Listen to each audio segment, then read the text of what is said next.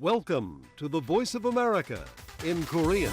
Direct from Washington, the voice of America, VOA.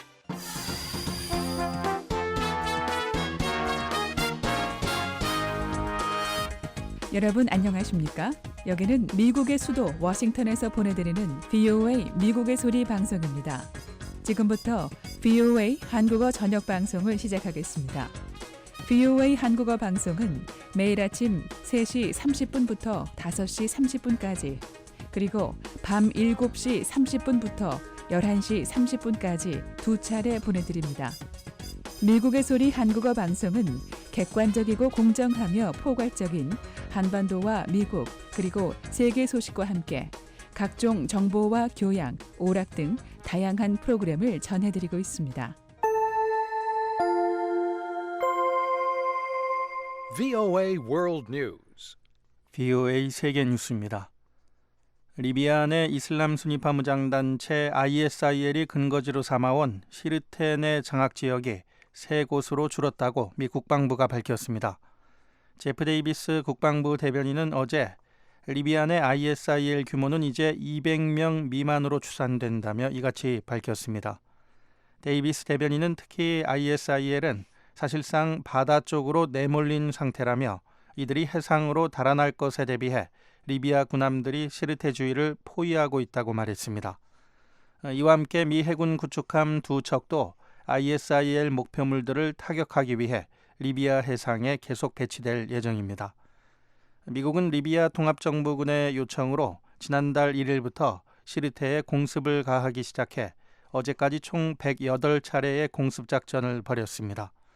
미국은 시르테에 대한 공습을 이달까지 30일 더 연장할 계획입니다.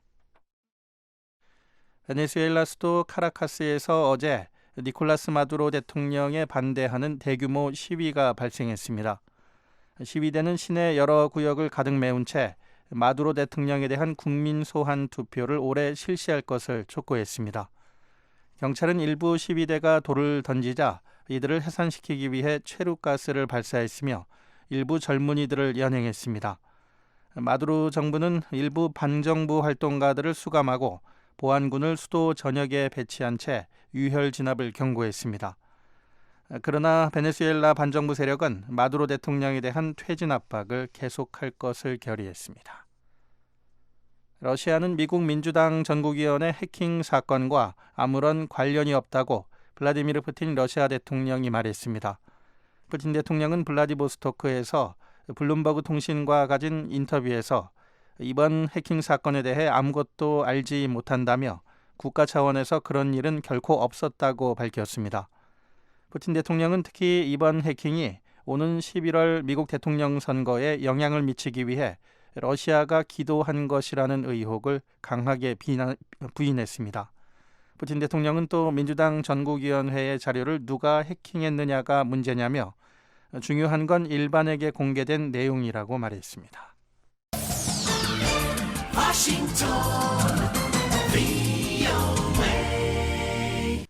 지금 여러분께서는 VOA 세계뉴스 듣고 계십니다. 파키스탄 북서부 지역의 한 법원에 오늘 자살폭탄 공격이 가해져 적어도 12명이 숨지고 50여 명이 다쳤습니다. 이번 테러는 키버 파크툰콰주의 마르단시에서 발생했습니다.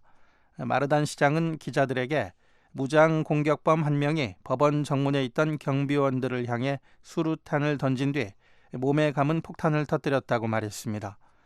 파키스탄 당국과 병원 관계자들은 이 사건으로 여러 법조인들이 숨졌다며 사망자 수가 늘어날 것으로 보인다고 밝혔습니다.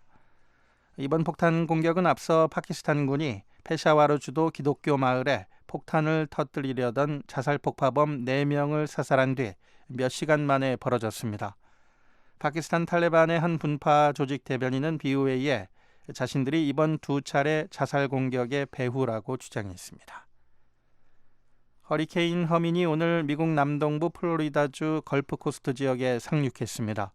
허리케인이 플로리다에 상륙한 것은 10년 만으로 벌써 정전 사태가 속출하고 일부 지역에는 홍수가 발생했습니다.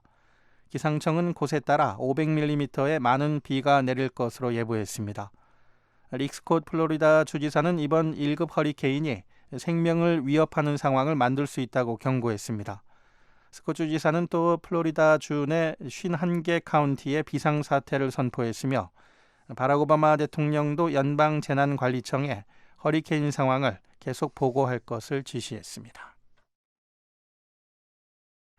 우즈베키스탄의 이슬람 카리모프 대통령의 건강이 위독한 상태인 것으로 확인됐습니다. 우즈베키스탄 정부는 오늘 발표한 대국민 성명에서 대통령의 건강이 좋지 않은 상태임을 알리게 돼 마음이 무겁다며 최근 하루 새 그의 건강이 급격히 악화됐다고 밝혔습니다.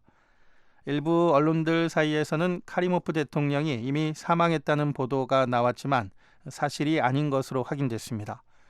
올해 78살인 카리모프 대통령은 우즈베키스탄을 25년 이상 통치한 권위주의 지도자였습니다. VOA 세계뉴스 천일규였습니다.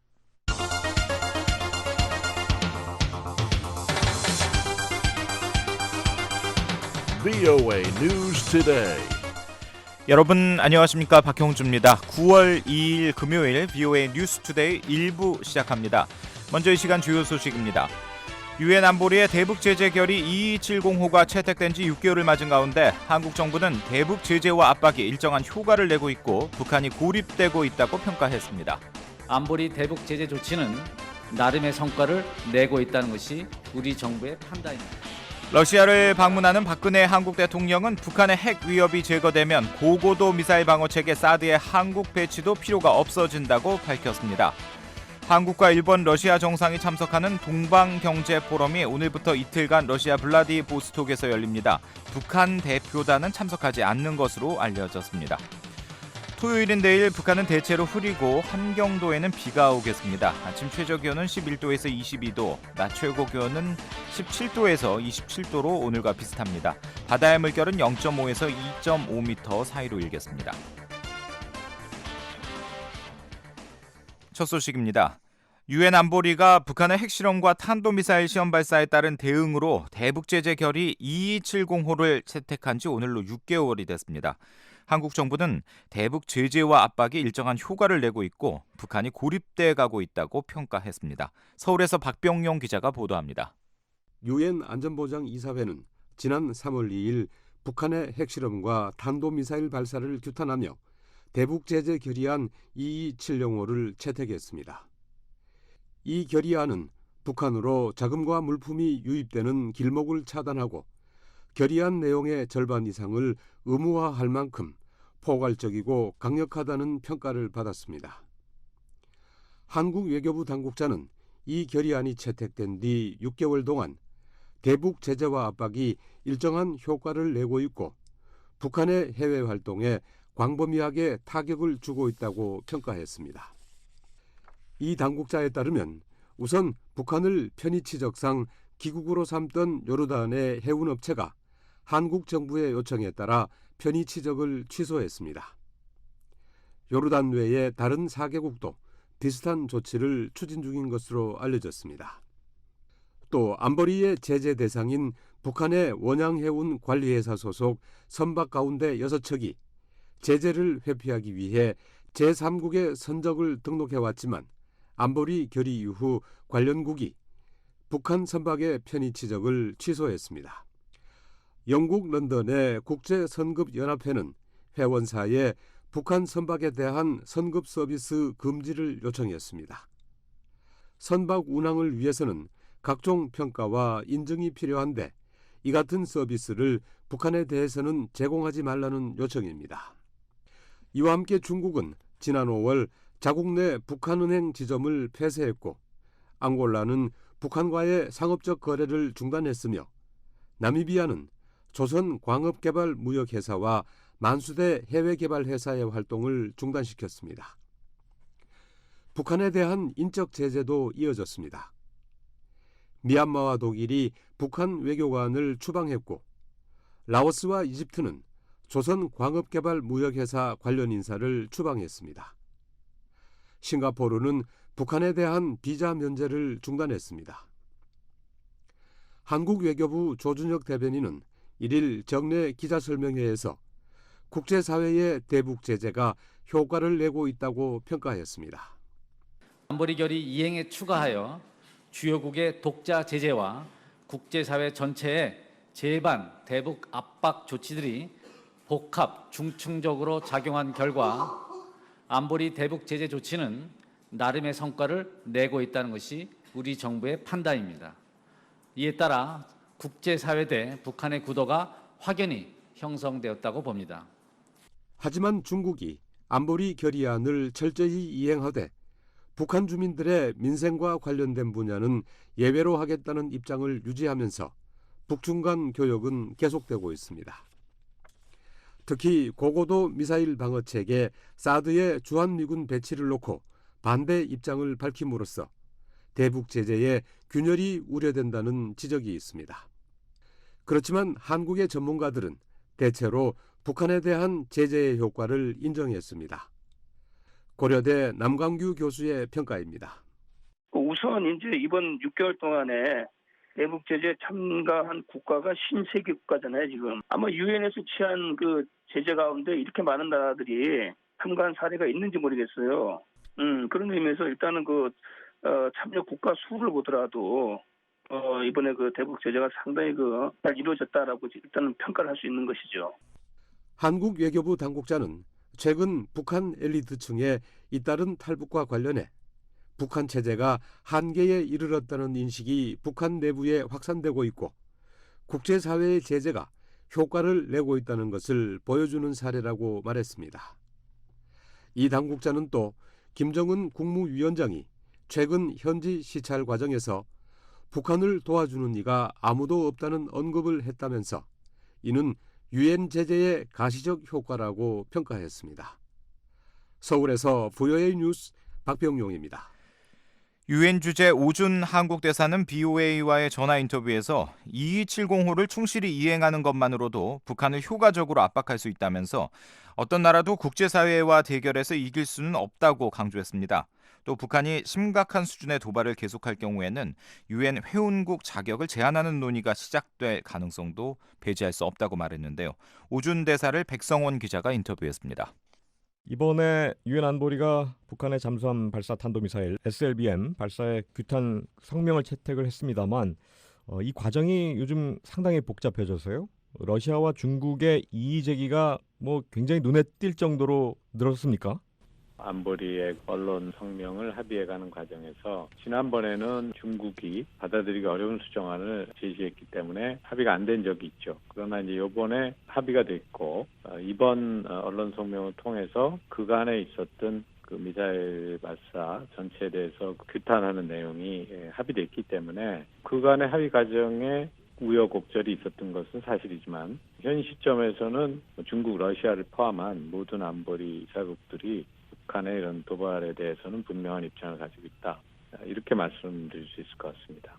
네, 오 대사님 최근 유엔 발언 가운데 북한의 유엔 회원 자격에 대한 언급이 있었거든요. 사실 일각에서는 북한이 계속 이렇게 국제사회 규범을 어기고 보통국가 테두리에서 완전히 벗어난다면 회원국 제명도 불사해야 되는 거 아니냐 이런 강경론도 분명히 있기 때문에요. 오 대사님 최근 관련 발언은 혹시 한국 정부의 그런 기조를 일부라도 반영한 건 아닌가요?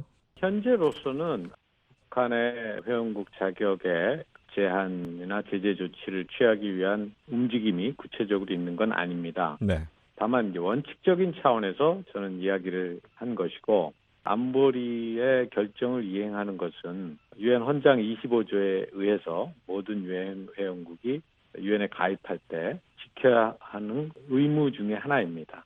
안보리의 결정을 지속적으로 위반한다는 것은 유엔 회원국으로서 기본 의무를 지키지 않는다는 것이 명백하기 때문에 그러한 부분을 이제 저도 지적한 것이고 과거 우리 발언에서도 그런 내용이 들어 있었죠. 예. 다만 그렇다고 해서 현 시점에서 그러면 구체적으로 북한의 회원국 자격을 정지시키거나 제한하는 움직임이 있느냐 하면 그런 것은 아직은 없습니다. 예. 아직은 그렇지만 말씀하신 헌장 25조를 지속적으로 위반을 할 경우에 그러니까 북한이 지금 그 노선을 바꾸지 않고 더 극단적으로 갈 경우에야 한국이나 미국으로서도 배제할 수 없는 카드는 아닌가요?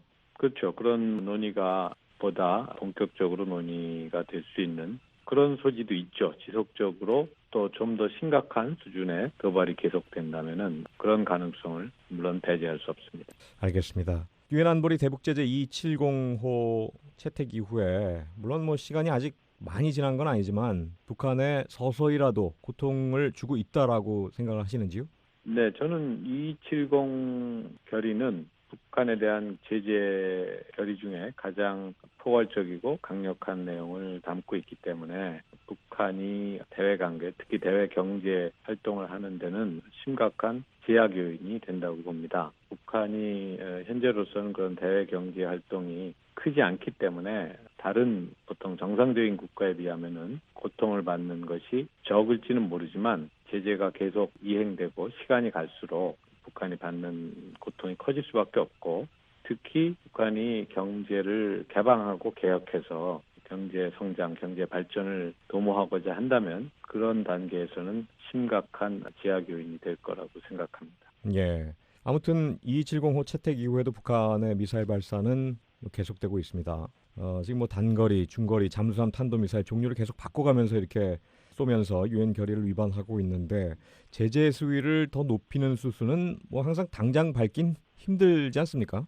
지난 한 10년간 유엔 안보리에서의 제재 패턴은 북한이 핵실험을 했거나 장거리 미사일을 발사했을 때는 예외 없이 새로운 결의를 채택하고 제재 수위를 높여왔는데 그 밖의 도발에 대해서는 이제 경고성이라고 할 수 있는 그런 성명으로 대처해온 것이 사실입니다. 그러나 저는 그 270 결의가 이미 상당히 높은 수준의 제재 내용을 담고 있기 때문에 예. 그 제재 결의를 충실히 이행하는 것만으로도 북한에 대한 억제 효과가 있을 거라고 생각하고요. 이렇게 계속 도발을 계속하는 것이 결국 국제사회 전체와 대결하자는 것인데 어떤 유엔 회원국도 국제사회 전체와 대결을 해서 이길 수는 없다고 저는 생각합니다.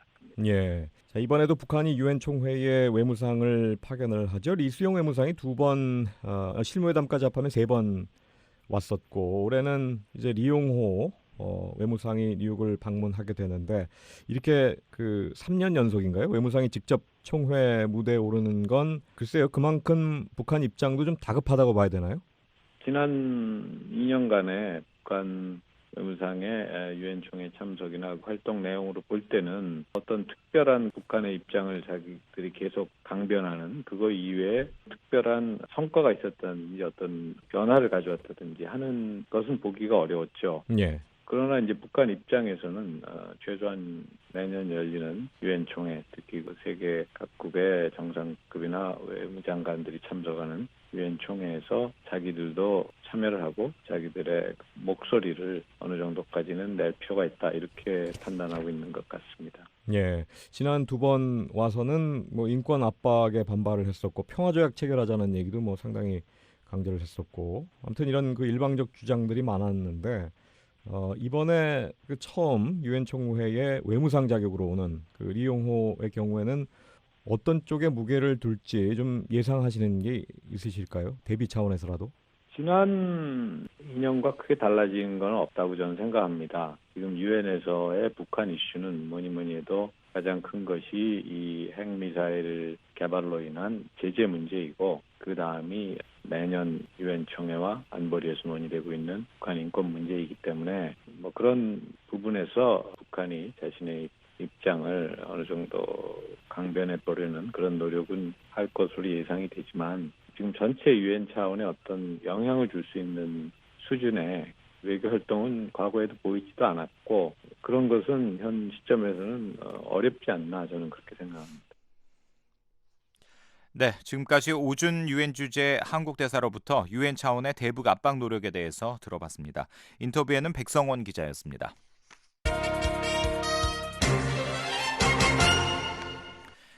러시아 극동 블라디보스토크에 있는 북한 무역 대표부에서 근무하던 북한 외교관이 지난 7월 상당한 규모의 대표부 보유 자금을 소유한 채 한국으로 망명한 것으로 알려졌습니다. 한국의 연합뉴스는 어제 러시아 현지 소식통의 말을 인용해 블라디보스토크 주재 무역 대표부 소속 1등 서기관급 외교관이 지난 7월 부인 자녀와 함께 탈출해 제3국을 거쳐 한국으로 망명했다고 보도했습니다. 연합뉴스는 이 외교관이 북한 무역대표부가 외화벌이로 모은 상당한 규모의 자금을 지닌 채 망명한 것으로 파악됐다고 전했습니다. 한국 정부는 이에 대해 확인해 줄 수 없다면서 시인도 부인도 하지 않았습니다. 박근혜 한국 대통령은 북한의 핵 위협이 제거되면 고고도 미사일 방어 체계, 이 사드의 한국 배치도 필요가 없어진다고 말했습니다. 이 한중 정상회담을 앞두고 있는 상황에서 이 사드 배치를 강력하게 반대하고 있는 중국 시진핑 주석을 설득할 수 있을지 주목됩니다. 서울에서 김환용 기자가 보도합니다.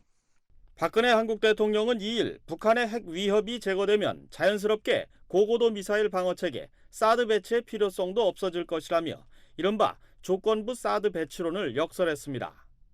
박 대통령은 러시아 국영 로시아 시보드냐 통신사와의 서면 인터뷰에서 러시아가 사드의 주한미군 배치에 반대하고 있는 데 대해 문제의 본질은 북한의 핵과 미사일 위협이라며 이같이 말했습니다. 박 대통령은 사드 배치가 나날이 고조되는 북한의 핵과 미사일 위협으로부터 한국의 안위와 한국 국민의 생명을 지키기 위해 불가피하게 내린 자위적인 방어 조치라며 사드가 제3국을 목표로 할 이유도 실익도 없고 그렇게 할 어떤 의도나 계획도 갖고 있지 않다고 강조했습니다. 이어 한국 정부는 이런 입장을 러시아 측에 충실히 설명해왔고 러시아 측이 추가적인 설명을 필요로 하면 앞으로도 계속 긴밀히 소통하겠다고 밝혔습니다. 박 대통령이 조건부 사드 배치론을 언급한 것은 이번이 처음입니다. 한국 외교부 산하 국립외교원의 김한권 교수입니다. 러시아와의 관계를 발전시키는 과정에 이번 사드 배치 문제에 관해 한러 사이에 마찰이 생길 수 있는 부분이 있습니다. 이런 부분을 미리 사드 배치에 대한 한국의 입장을 명확히 밝히고 이와는 다른 부분에서 한러의 우호 그리고 발전을 꾀하자는 그런 의미로 말씀하신 것 같습니다. 박 대통령은 북핵 문제와 관련해선 극동지역 개발을 포함한 양국 협력에 큰 장애물이라고 지적했습니다. 그러면서 러시아가 유엔 안전보장이사회 상임이사국이고 국제 핵 비확산 체제를 확고하게 옹호하는 만큼 대북 제재와 압박을 주도할 수 있는 특별한 위치에 있다며 북핵 문제가 해결되면 극동개발 등 양국의 공동 발전에 큰 동력이 생길 것이라고 강조했습니다. 박 대통령은 이와 함께 북한이 핵과 미사일 도발을 반복하면 국제사회에 더 강력한 제재와 압박에 직면하고 경제적 고립이 심화될 뿐임을 북한 스스로 절감하도록 만드는 게 중요하다고 말했습니다. 이어 북한이 전략적 셈법을 바꿔 핵을 포기하고 무모한 도발을 중지하도록 만들려면 국제사회가 안보리 결의에 따른 제재를 충실히 이행하면서 북한에 대해 일치된 메시지를 보내야 한다고 강조했습니다. 미한 연합군사훈련에 대한 북한의 반발과 관련해선 1990년대에 북한 요구대로 연례합동훈련을 중지하기도 했지만 북한은 핵 개발을 멈추지 않았다며 북한은 연합훈련을 핑계거리로 삼고 있을 뿐이라고 평가했습니다. 따라서 북한이 아무런 진정성을 보이지 않는 상황에선 대화가 북한의 핵과 미사일 고도화를 위한 시간 벌기에 악용될 뿐이라고 지적했습니다. 한편 박 대통령은 2일 오후 러시아와 중국, 라오스 순방을 위해 서울을 떠났습니다. 박 대통령은 첫 순방국인 러시아의 블라디보스톡에서 2일부터 이틀간 열리는 제2차 동방경제포럼에 참석해 극동지역에서의 협력 방안을 제시할 예정입니다. 이어 3일 블라디미르 푸틴 러시아 대통령과 정상회담을 갖고 북핵 공조와 사드 문제를 논의하고 양국관계 발전 방안도 모색할 전망입니다. 서울대 통일평화연구원 장용석 박사입니다. 결과적으로 한국과 러시아의 정상회담과 또 지역 차원의 어떤 경제 협력을 중심으로 한 다양한 협력 관계 모색이 북한의 변화와 동참을 촉구하는 그런 의미에서 긍정적인 유인이기도 하고 또 압박일 수도 있는 여러 가지 복합적인 의미도 같이 지닐 수 있지 않겠는가 생각을 합니다. 박 대통령은 러시아에 이어 4일부터 이틀간 주요 20개국 정상회의 참석차 중국 항저우를 방문해 시진핑 주석과 정상회담을 갖습니다. 박 대통령은 조건부 사드 배치론을 앞세워 시 주석을 설득할 것으로 전망됩니다. 7일부터 사흘간은 마지막 순방국인 라오스 비엔티안에서 한 아세안과 아세안 플러스 3 정상회담 그리고 동아시아 정상회의에 참석합니다. 박 대통령은 이들 행사를 계기로 바락 오바마 미국 대통령과 정상회담을 갖고 북핵 문제를 논의합니다. 서울에서 VOA 뉴스 김환용입니다. 북한 인민군 판문점 대표부는 오늘 미한 연합훈련인 을지 프리덤 가디언 연습을 맹비난하는 백서를 발표했다고 북한 관영 조선중앙통신이 보도했습니다. 조선중앙통신에 따르면 백서는 세계 도처에서 수많은 군사훈련들이 벌어지고 있지만 이처럼 규모가 방대하고 핵 타격 수단으로 일관된 핵전쟁 연습은 찾아볼 수 없다고 지적하며 을지 프리덤 가디언 연습은 극악무도한 대북 적대시 정책과 군사 전략의 직접적 산물이라고 주장했습니다. 한국 정준희 통일부 대변인은 이에 대해 판문점 대표부가 대변인 담화나 성명 등으로 입장을 발표했던 전례에 비춰 백서라는 형식은 이례적이라면서 을지 프리덤 가디언 연습이 불필요하다는 메시지를 외부에 홍보하려는 목적으로 보인다고 평가했습니다.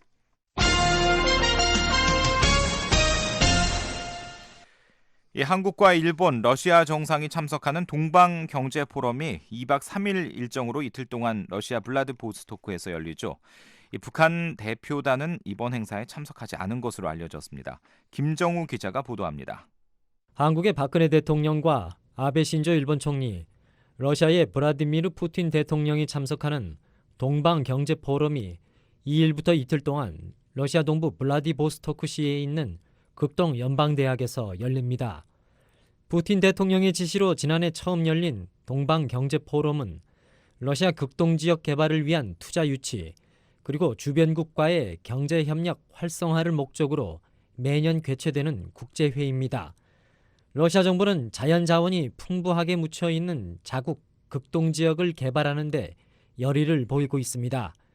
관계 당국에 따르면 러시아의 극동지방을 열다라는 주제로 열리는 이번 행사에 약 2,400명의 참가자와 취재단 1,000여 명 이상이 참석할 것으로 보입니다. 러시아 극동개발부는 중국, 일본, 한국, 인도, 베트남, 호주, 미국 등 총 32개 나라가 대표단을 보낸다고 전했습니다.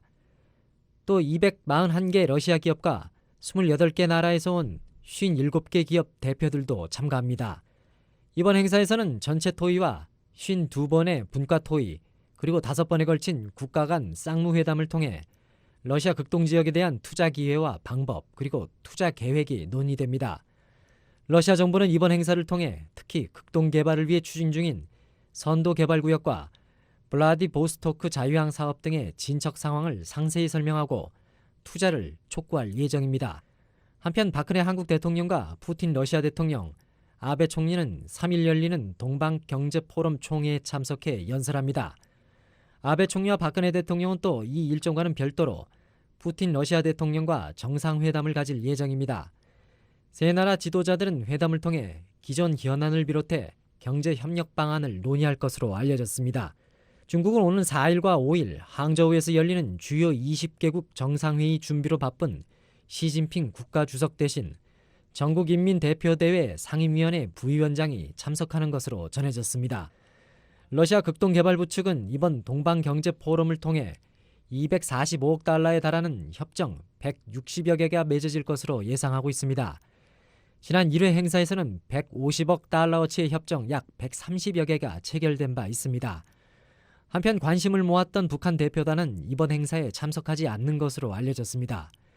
러시아 주재 북한 대사관은 내부 사정을 들어 동방경제포럼 조직위원회와 러시아 극동개발부 측에 행사 불참을 공식 통보했다고 전했습니다. 북한은 지난해 1회 행사에는 리용남 대외무역상을 단장으로 하는 대표단을 파견했었습니다. VOA 뉴스 김정우입니다. 유엔 개발 계획의 대북 사업이 올해 말로 중단될 것이라고 일부 언론이 보도했는데요. 유엔 개발 계획은 현재 내년 대북 사업 계획서를 마련 중이라면서 이 같은 보도는 사실이 아니라고 밝혔습니다. 김현진 기자가 보도합니다. 유엔 개발 계획 UNDP 대변인실은 1일 VOA에 현재 2017년과 그 이후 대북 사업 계획서 초안을 작성하고 있다고 밝혔습니다. 현재 북한에서 진행 중인 유엔 개발 계획 사업은 지난해 말 종료된 2011에서 2015년 대북 사업이 1년 연장된 것으로 재연장이나 새로운 사업 운영을 위해서는 유엔 집행이사회의 승인이 필요합니다. 유엔 개발 계획은 북한 사무소 등 관계자들과 논의를 거쳐 내년 1월 예정된 유엔 집행이사회 상반기 정기회의에 최종 계획서 초안을 제출할 것이라고 밝혔습니다. 그러면서 이 같은 과정이 종전과 비교해 별로 특이한 것이 아니며 대북 사업을 운영하는데 어떠한 문제도 발생하지 않을 것이라고 설명했습니다. 이는 유엔 개발 계획의 대북 사업이 올해 말로 중단될 것이라는 일부 언론 보도를 부인하는 것입니다. 앞서 일부 언론은 유엔 개발 계획의 대북 지원 활동이 올해 12월 31일로 중단될 것이라고 보도했습니다. 오는 6일에서 9일 뉴욕 유엔 본부에서 열리는 유엔 개발 계획, 유엔 인구기금, 유엔 프로젝트 서비스국 운영이사회의 2016년 후반기 집행이사회 심의안건에 유엔 개발 계획의 대북 지원 활동이 포함되어 있지 않다는 겁니다. 이에 대해 유엔 개발 계획 대변인실은 대북 지원 사업을 중단할 계획이 전혀 없다고 강조했습니다. 유엔 개발 계획은 현재 북한에서 식량 안보와 농촌 개발, 기후 변화, 환경 등의 분야에서 활동하고 있습니다. 구체적으로는 에너지와 식량난을 덜기 위한 농촌 지역 에너지 발전과 종자 생산 개선, 수확 후 손실 감소, 사회경제 개발과 생태계 복원 사업 등을 진행하고 있습니다. 에너지 발전 사업은 주민들의 에너지 접근성을 높이고 환경 관리를 개선하는 것이 목적으로 나무와 석탄 같은 재래식 에너지 사용과 함께 풍력과 태양열 같은 재생에너지 사용을 확대하는 데 초점이 맞춰져 있습니다. 수확 후 손실 감소 사업은 건조와 재분 등 식량 관리 과정에서의 손실을 막는 사업으로 탈곡기를 비롯한 농기구를 재정비하고 관리기술 교육을 진행하는 것이 핵심입니다. 사회경제개발 사업은 농촌 지역 주민들의 고용 창출과 수익 증대, 식량 안보가 목적입니다. 생태계 복원 사업은 환경보호와 기후변화에 대한 대처의 필요성을 주민들에게 알리기 위한 사업으로 천연 자원을 관리하고 자연재해 대처 능력을 키워주는 내용을 담고 있습니다. 유엔 개발 계획은 지난 1981년부터 북한에서 농업과 경제 분야에서 다양한 지원 사업을 벌이고 있습니다. VOA 뉴스 김현진입니다. 유엔 세계 식량 계획이 지난달 북한에 분배한 식량 규모가 전달에 비해 6배나 증가했습니다. 올 들어 최고 수준인데요. 이은경 기자가 보도합니다. 세계식량계획은 1일 VOA에 지난달 북한 취약계층 65만여 명에게 2,114톤의 식량을 지원했다고 밝혔습니다. 세계식량계획 아시아지역 사무소의 실케 버 대변인은 이날 VOA에 보낸 이메일에서 8월 북한 어린이와 임산부, 수유모 65만여 명에게 필수 비타민과 미네랄이 첨가된 영양 강화식품 그리고 영양 과자를 제공했다고 말했습니다. 이는 전달인 7월 북한 취약계층 45만 7천여 명에게 379톤의 식량을 지원했던 것에 비해서 5.6배 이상 증가한 규모이며 올 들어 최고 수준입니다. 세계식량계획은 지난 7월에는 밀가루 등 식자재 수송이 지연되고 있어 379톤밖에 지원하지 못했다며 이 때문에 현지 공장의 영양 강화 식품 생산이 차질을 빚었다고 밝힌 바 있습니다. 7월 지원 규모는 2011년 7월 185톤의 식량을 지원한 이후 가장 적은 양이었습니다. 세계식량계획은 이어 8월에도 식량 지원에 차질이 있을 것으로 예상했지만 정상을 회복한 것입니다. 실케 버 대변인은 매달 북한 60개시 도군 65만여 명에게 식량을 지원하는 것을 목표로 하고 있지만 자금 부족으로 운영에 어려움이 있다고 말했습니다. 그러면서 정상적인 식량 지원을 위해 내년 8월까지 적어도 2,100만 달러가 필요한 상황이라고 말했습니다. 한편 세계식량계획은 지난 7월부터 황해 남북도와 강원도 등 북한 7개 도와 남폰의 취약계층을 대상으로 새로운 영양 지원 사업을 시작했습니다. 이 사업은 2018년 말까지 진행될 예정이며 1억 2,600만 달러가 필요하다고 세계식량계획은 밝혔습니다. 하지만 9월 1일 현재 모금된 금액은 목표액의 10% 수준인 1,370만 달러에 그쳤습니다. VOA 뉴스 이은경입니다. 한국에서 노동신문이라는 제목의 탈북자가 그린 웹툰이 인기를 끌고 있습니다. 웹툰은 인터넷에 연재되는 만화를 말하는데요. 탈북자들이 한국 정착 중에 겪는 사연을 전하면서 한국인과 탈북자 모두에게 큰 웃음을 주고 있습니다. 조은정 기자가 보도합니다. 탈북남의 열혈 남한 정착기를 다룬 웹툰 노동신문이 한국에서 관심을 모으고 있습니다. 탈북자가 웹툰을 그리는 것도 처음이고 탈북자를 주제로 한 것도 처음입니다. 웹툰은 인터넷에 게재되는 만화를 뜻하는데 인터넷이 널리 보급된 한국은 세계에서 가장 활발한 웹툰 시장을 형성하고 있습니다. 지난 5월 1일 매주 하나씩 노동신문에 새로운 이야기가 공개될 때마다 2만 명이 넘는 사람들이 보고 있습니다. 독자들은 노동신문 만화를 본 뒤 북한에 대한 공부가 많이 된다, 평소에 북에 관심이 많은데 재미있게 풀어주신다 등 북한에 대해 잘 알게 됐다는 반응을 보이고 있고 아주 재미있다는 뜻인 꿀잼이라고 표현하고 있습니다. 노동신문을 그리고 있는 최성국 씨는 평양 4.16 만화 영화 촬영소에서 8년간 만화를 그렸던 만화 전문가입니다. 최성국 씨는 31일 VOA와 전화 인터뷰에서 남한 사람들의 시각으로 북한을 만화에 담아내고 있다고 말했습니다. 북한 이야기를 그린다고 하면 사회주의적 관점에서 정착 사례로 북한 이야기를 다루는 거예요. 이거 이해할 사람은 북한 사람들밖에 없어요. 근데 자본주의적 관점에서 사회주의를 다루면 이거는 자본주의 사람도 이해하고 사회주의 사람도 이해하는 만화가 되는 거예요. 2010년 탈북해 한국에 정착한 최성국 씨도 처음에는 한국 사람들이 재미있어 하는 것, 웃긴다고 생각하는 것을 이해하지 못했습니다. 최성국 씨는 한국의 한 만화 제작 회사에서 근무했을 때 겪었던 일을 전했습니다. 도무지 시나리오가 보니까 뭐가 재미난지 하나도 모르겠는 거예요. 완전 쓰잘데기 없는 애국심도 없고 충성도 없고 간첩 잡는 내용도 없고, 그래서 야 이게 뭐 이런 내용이야, 뭐 나뭇잎을 땄는데 뭐 아이들이 막 웃어 뭐 이런 하나도 이해 안 되는. 그러니까 야 근데 내가 재미난 거는 또 여기 사람들이 보기에 상당히 부담스러워하고. 최성국 씨가 그리는 노동신문은 탈북자들이 남한 사회에서 일상적으로 겪는 이야기를 재미있게 풀어나가고 있습니다. 탈북자들이 한국에 입국해 처음 머무른 하나원에서 경쟁적으로 한국에 대한 충성심을 표현하는 모습, 길 가던 행인에게 담배를 얻기 위해 허세를 부리다 애걸복걸하는 모습 등 북한 사회에서 일반적으로 통용되던 삶의 방식이 한국에서는 이상하게 비춰지는 걸 경험하는 것입니다. 최성국 씨는 탈북자들도 이 만화를 보며 크게 공감한다고 전했습니다. 아, 나한테는 이런 게 있었구나. 아, 나한테는 이런 충성심을 보여주려는 이런 것도 아직도 남아 있었구나. 아, 내가 이런 경우 이런 건데 쓸데없는 거 가지고 내가 자존심을 너무 세웠었구나. 실제 있는 이야기들이고요. 정착이 3년, 4년, 5년 막 이렇게 된 사람들한테서도 일어나는 일들이에요. 최성국 씨는 자신의 만화에서 탈북자들의 성공 사례, 어려움을 극복하는 과정, 문화 차이를 넘어서는 과정들을 보면서 탈북자들이 한국에 정착하는데 도움이 될 것이라고 말했습니다.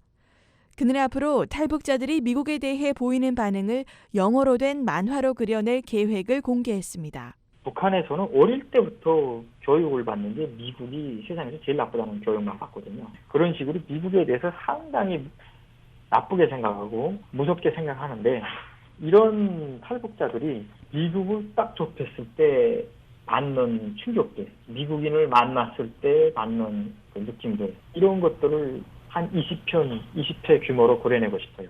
최성국 씨는 또 남북한의 격차를 줄이는 것을 목표로 한 만화도 계속 그릴 것이라고 말했습니다.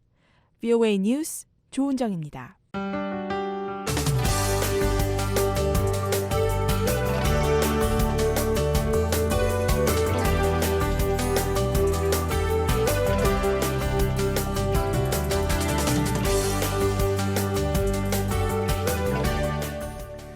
네, 한반도 통일과 북한, 탈북민과 관련한 한국 내 움직임을 살펴보는 헬로우 서울입니다. 한국 경기도 고양시에는 다문화와 탈북민 가정의 어린이들이 함께하는 야구단이 있는데요. 이 야구단에서는 훈련뿐만 아니라 다양한 문화체험 행사도 함께하고 있습니다. 박은정 기자가 전해드립니다. 공을 치지 말고 그냥 받아, 그냥 막어. 골키퍼처럼. 경기도 고양시에 있는 고양 다이너스 경기장의 리틀 야구 경기장. 2주에 한 번 토요일마다 이곳에서는 고양 허구연 무지개 리틀 야구단의 훈련이 진행되는데요. 고양 허구연 무지개 리틀 야구단은 야구 해설가로 유명한 허구연 씨가 다문화와 탈북민 가정의 초등학생들을 위해 창설한 야구단입니다. 지난 2012년에 창단해 올해로 5년째를 맞는 이 야구단은 30여 명의 단원들로 구성되어 있는데요. 고양시청 체육진흥과의 최지선 씨입니다.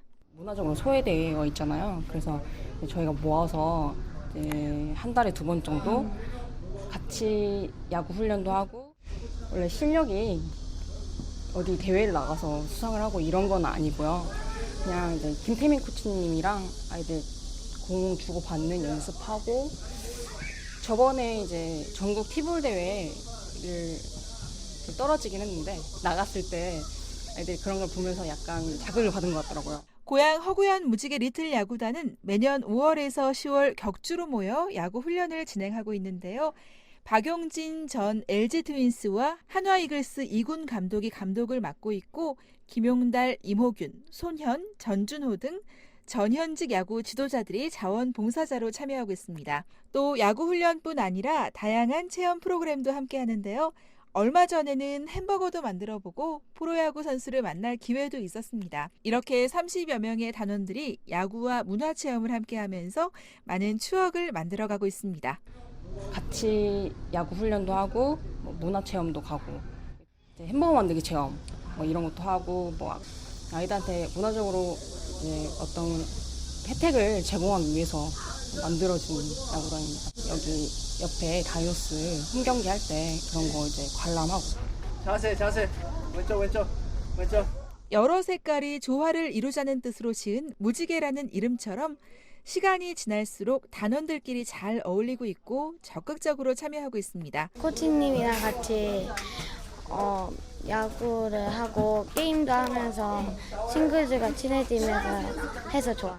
햄버거랑 그 감자튀김이랑 그 막 주문 막 받는 것도 재밌었고 전에는 막 유현진 선수도 만나가지고 같이 사진도 찍고 했어요. 여기 오면은 야구도 재밌게 하고 마지막에 햄버거도 줍니다. 나의 취미다. 야구하면 체력을 기를 수 있죠. 감독님, 코치님이 정말 착하시고 잘 가르쳐주시고 감사해요. 아쿠아리움에 가다가 놀러 갔다 온 적이 있어요. 그때 처음 가보는 거라 되게 신기했고 되게 재밌었어요. 야구하고 나서 뭔가 아빠가 트는 야구하는 거 모습이 좀 더 재밌기도 하고 그래요. 야구 규칙들을 더 많이 알게 되고 선수들 타율이나 타격폼이나 이런 거를 더 잘 보게 되고 또 홈런 되면 재미도 있고 기분도 좋고 또 동료 선수들 축하도 받을 수 있습니다. 안 아프지? 공 맞아? 안 아프지? 공 맞으면 재밌어요. 재밌지? 갖고 와. 공 갖고 와. 고양 허구현 무지개 리틀 야구단 활동을 통해 더 큰 꿈을 갖게 된 단원들도 있습니다. 유현진처럼 멋진 투수가 되고 싶어요. 원래는 과학자였는데 여기를 다니면서 야구에 대한 재미 느껴가지고 야구 선수가 되는 꿈을 가지게 되었어요. 멋진 투수가 되는 야구 선수가 되겠습니다. 홈런도 많이 치고 플레이도 잘하는 야구 선수가 되겠습니다.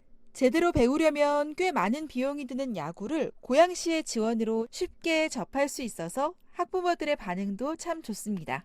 친구랑 같이 뛰고 그렇게 되게 재미있을 것 같아요. 하고 나서 좀 경력 좀 밝아고 또 운동도 좀 하고 원래는 운동을 싫어한대요. 지금은 다른 거 바라지 안 하고 그냥 애는 건강하고 막 친구랑 어울리고 뛰고 그렇게 그것만. 자기도 안 해봐서 쑥스러워서 부끄러워서 많이 울었어요. 첫날 와서. 그래서 다음에 좀 있다가 좀 적응되나 봐요. 되게 좋아해요. 재미다고 그런 얘기 했나 봐요.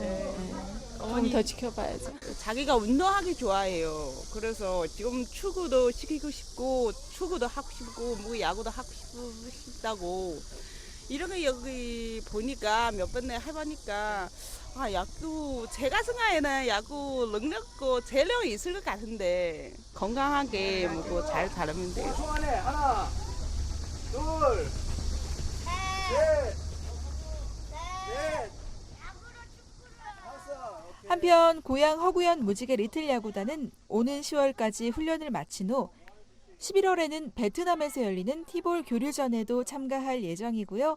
희망자를 더 모집해 내년 5월부터 다시 훈련을 시작하게 됩니다. 서울에서 VOA 뉴스 박은정입니다.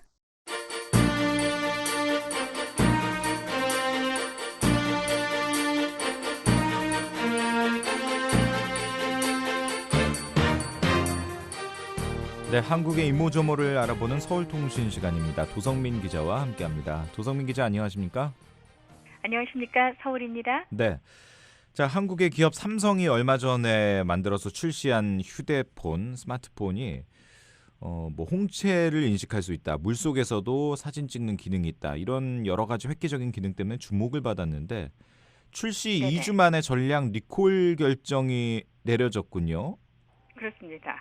이 화제의 스마트폰이 다시 화제의 주인공이 된 겁니다. 네. 이 한국을 대표하는 휴대전화 생산 기업 중에 하나가 바로 삼성전자입니다.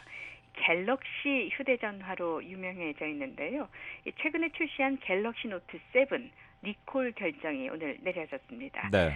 2주 전 출시되면서 사전에 예약자가 몰리는 등 이 탑재된 첨단 기능이 세계적인 화제였는데 이 충전 중에 본체가 뜨거워지면서 녹아내리고 폭발이 일어나는 자연 발화 사고가 여러 건 확인된 겁니다. 네.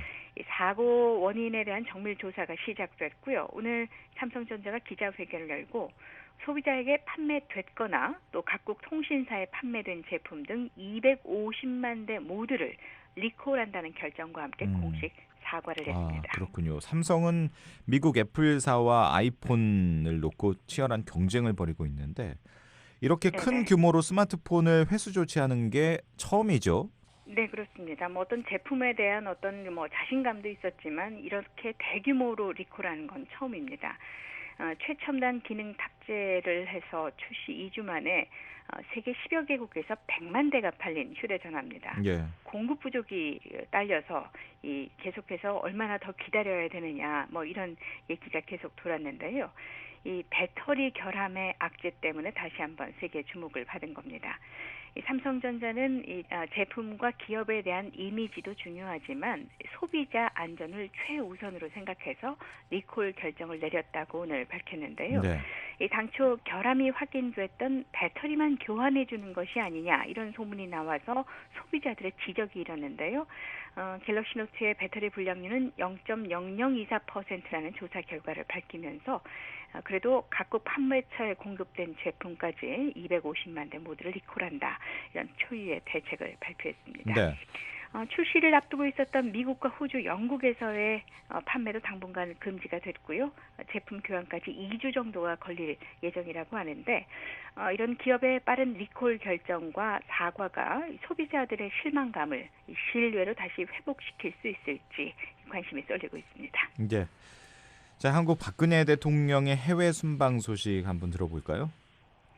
네, 러시아와 중국, 라오스를 잇따라 방문하는 일정의 해외 순방길입니다. 오늘 성남 서울공항을 출발해서 첫 도착지인 러시아 블라디보스토크에 도착을 했고요. 네. 7박 8일 일정으로 다음 주 금요일인 9일 서울로 돌아오게 됩니다. 이제 G20 국제회의 또 정상회담, 특히 이 회담에서 미국의 고고도 미사일 방어체계 사드와 관련된 논의가 이루어질지 주목되고 있죠. 네네. 먼저 러시아 순방은 내일 열리는 제2차 동방경제포럼 참석이 우선입니다. 네. 푸틴 대통령과의 정상회담도 예정돼 있고요. 4일과 5일 중국 항저우를 방문하는데 이곳에서는 제11차 주요 20개국 G20 정상회의에 참석을 합니다. 시진핑 중국 국가주석과의 회담, 사우디아라비아, 이집트, 이탈리아와의 양자 정상회담도 계획돼 있고요. 동남아시아 국가연합인 아세안 정상회의가 열리는 라오스 비엔티엔에서는 이 버락 오바마 미국 대통령과의 양자회담 그리고 아베 신조 일본 총리와의 만남이 이루어질 예정입니다. 네. 살펴보면 미국과 러시아, 중국, 일본 주요국 정상들과의 연쇄 만남이 이루어지는 순방입니다. 예. 그래서 북핵과 사드에 대한 한국의 입장을 전하고 또 상대국과의 논의가 이루어지는 그 정상 외교가 어떤 결과를 낼지 주목을 받고 있는 것이고요. 네. 아세안 의장국인 라오스의 그 분양 보라치 대통령과의 정상회담을 통해서 이 북한의 핵 포기를 유도하는 그런 아시아 국가의 국제적인 협조도 요청할 것으로 알려져 있습니다. 예. 박근혜 대통령의 최근 해외 순방을 보면 늘 대규모 경제사절단이 함께 하곤 하는데 이번 순방길에도 경제계 인사들이 많이 동행을 했습니까? 네, 그렇습니다. 특히 그 러시아와 라오스 방문을 위한 경제 사절단이 70개 회사 또 81개 회사로 구성이 됐습니다. 네. 대통령의 공식 일정 기간에 현직 기업과의 그 1대1 상담회가 진행되는데요. 실질적인 시장 개척을 꾀하는 그런 행사가 열리는 겁니다. 러시아는 극동 지역의 개발을 추진하고 있고요. 라오스는 또 한국 기업이 진출해서 활기를 더할 수 있는 해외 시장으로 분석을 하고 있습니다. 네. 서울통신 함께하고 있습니다. 어제 이 시간에 저희들이 한국과 중국의 러시아 월드컵 대회 진출을 위한 예선 경기 소식을 잠시 전해드렸는데 한국이 이겼죠? 결과가? 네, 그렇습니다. 한국이 중국을 3대2로 이겼습니다. 우려했던 한중 응원단끼리의 충돌은 전혀 없었습니다. 2018년 러시아에서 열리는 월드컵 본선 진출을 위해서 이 한국과 중국 양국 모두 중요한 경기를 앞두고 중국에서 또 응원단이 대거 입국할 예정이었고요. 최근 두 나라 사이에 아주 민감한 사안으로 떠오르고 있는 이 고고도 미사일 방어 체계 사드 문제로 혹시 관중석에서의 어떤 충돌이 일어나지 않을까 하는 우려가 있었던 분위기였습니다. 네. 별일 없이 경기가 마무리됐습니다. 네. 한국의 응원단은 붉은색 옷을 입어서 이제 붉은 악마로 유명하잖아요. 그런데 중국 응원단은 노란색 상의를 입고 나타났는데 그 모습이 참 뭐랄까 색깔이 참 대조적이었어요. 그렇습니다. 확연하게 눈에 띕니다. 네. 그리고 중국 그 선수단들은 또 남쪽 관중석에 다 모여 있었기 때문에 빨간색과 노란색, 또 중국 응원단들은 노란색 상의 위에 빨간 색깔 또 목도리를 길게 두르고 있었습니다. 네. 이 양쪽에서 벌어지는 응원의 어떤 대조라 그럴까요? 그것도 하나의 볼거리였는데요. 이 한국의 축구 응원단인 붉은 악마, 중국의 축구 대표팀 서포터즈는 팀 드래곤이라는 이름을 갖고 있었습니다. 네. 아까 말씀드린 대로 이번 그 대표팀의 응원을 위해서 중국에서 3만 명의 응원단들이 한국을 찾을 것이라는 이런 소문이 있었고요. 네. 또 중국 축구협회가 미리 15,000석에 이르는 좌석을 미리 구입했기 때문에 이 한국이 서울에서 경기를 하는데 이 응원 부담 때문에 좀 어렵지 않겠느냐 이런 우려도 나왔었습니다.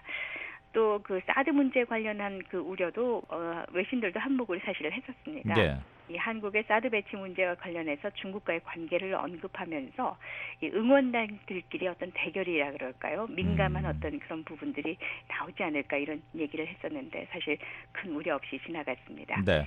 실제 관중석에 자리했던 노란 옷을 입은 중국 응원단은 5,000명에 불과했고요. 네. 3대 0으로 앞서던 한국이 후반 들어서 이 중국의 촘촘한 수비에 막혀서 2점을 연이어내주면서 오히려 중국 응원단의 함성이 최고조에 달하기도 했습니다.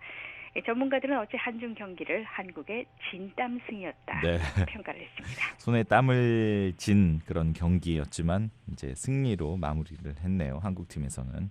자, 그렇습니다. 서울통신 오늘 여기까지 듣도록 하겠습니다. 지금까지 도성민 기자였습니다.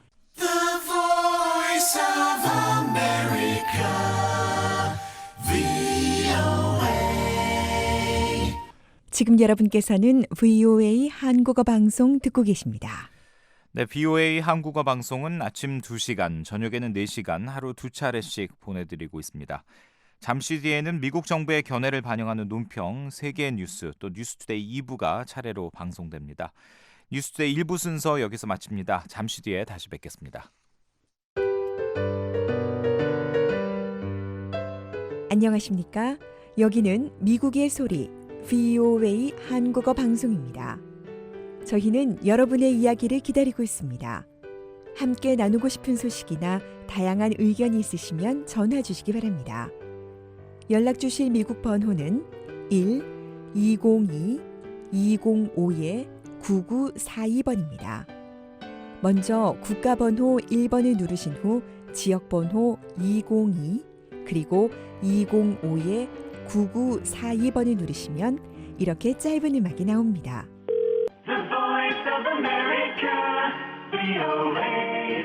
이 소리가 나오면 77번을 누르세요. VOA 미국의 소리 방송입니다. 저희 방송에 의견이 있으신 분들은 메시지를 남겨주십시오. 감사합니다. You reached Voice of America Korean Service. Please leave your message. Thank you. 안내 멘트를 들으신 후에 말씀과 연락처를 남기시면 됩니다. 미국 전화번호 1-202-205-9942번. 그 밖에 중국과 태국에서도 무료 전화를 이용하실 수 있습니다. 중국에서 전화하실 때는 00-800-500-12345번 00-800-500-12345번 태국에서 전화하실 때는 001-800-500-12345번 001-800-500-12345번입니다. 제보자의 신분은 보호되며 제보 내용은 취재를 위해서만 사용됩니다. 또 프로그램에 대한 문의나 의견이 있으신 분도 연락 주십시오. 여러분의 많은 이용 바랍니다.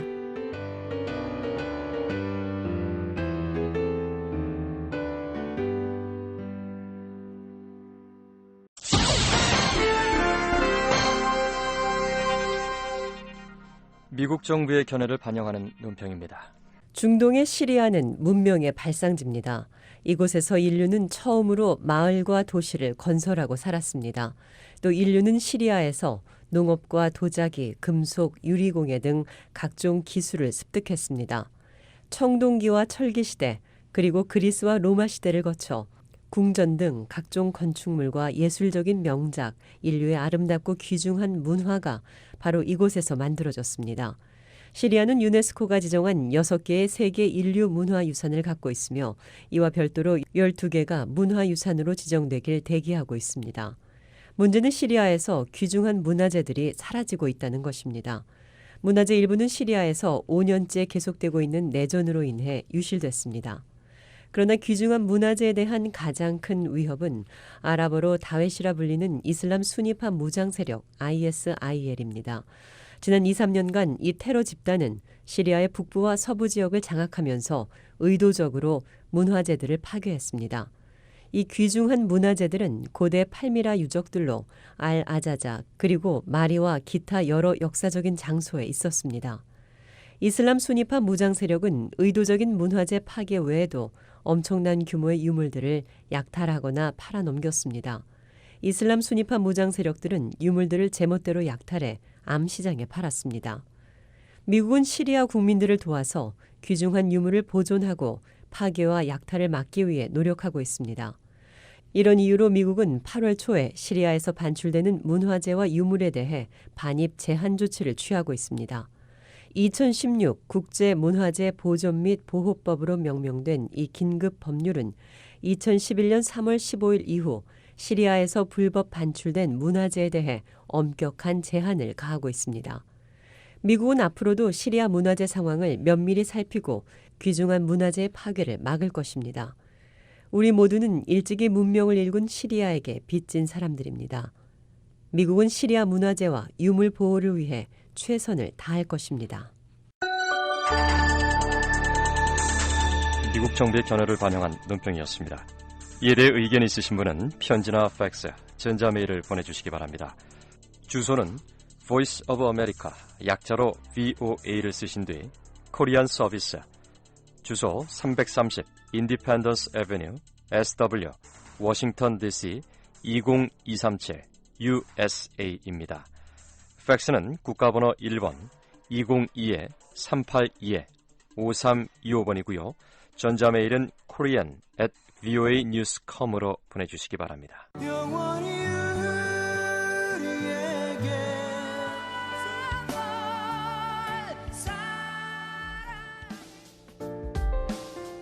때론 10마디 위로의 말보다 한 곡의 음악이 힘들고 지친 마음을 어루만져 줄 때가 있죠. 나도 모르게 흥얼거리며 따라 부르게 되는 노랫말에 하루가 기분 좋아질 때도 있습니다. 36.5도, 우리네 체온과 닮은 따뜻한 음악과 목소리로 여러분께 잠시 쉴 수 있는 공간이 되어드립니다. 좋은 가요도 만나실 수 있고 한 주 동안 있었던 다양한 세계 소식, 그리고 아름다운 노랫말의 의미를 다시 한번 음미해보는 시간도 함께 하실 수 있는 차분한 음악방송 주말의 음악여행, 매주 일요일 밤과 월요일 아침에 들으실 수 있습니다.